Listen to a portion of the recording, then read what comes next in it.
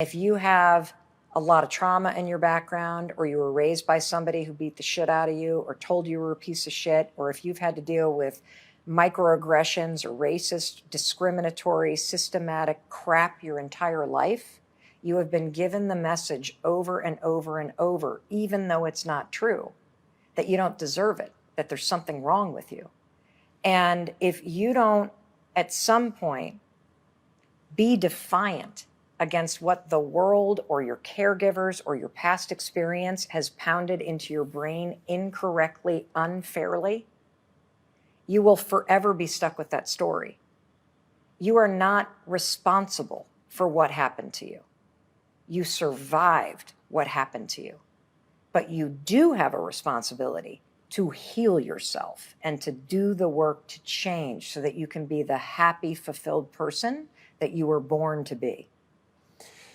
Yeah, that's really powerful because it's the only thing that works. And, you know, thinking about so many people have just immense things that have happened that have been unfair. And as you said, they didn't do anything to deserve it. But now what? Now you're there, you've got the trauma, and no one can heal it for you. There's a name for it. I think it's called the pedestrian problem. It's like, imagine that you get hit by a car and the driver was drunk. And let's say that the driver was Bill Gates. And let's say that you win a settlement. But if the damage that happened to your body can't be fixed with all the money in the world, and you just have to do physical therapy, then it's like, even though it is unfair that you have to do the physical therapy, there is no amount of money that you can throw at it that will stop you from having to suffer to build yourself back up.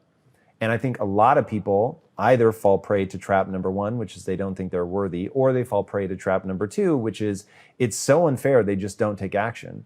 Right. But they're nonetheless in the situation that they're in. And if the whole punchline to life is neurochemistry and feeling joyful and, you know, being excited about who you are when you're by yourself, then it's like, well, you have to do the work, even if it isn't fair. And that to me, especially if it isn't.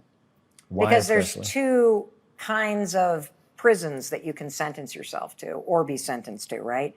One is all the physical shit you're talking about, the circumstances of your life, the circumstances of your body, the circumstances that are unfair.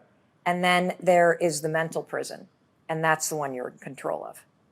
So people can do all kinds of shit to you, and you can be born into situations that are not fair, they're not safe, they're cruel, it's unfair, you didn't deserve it.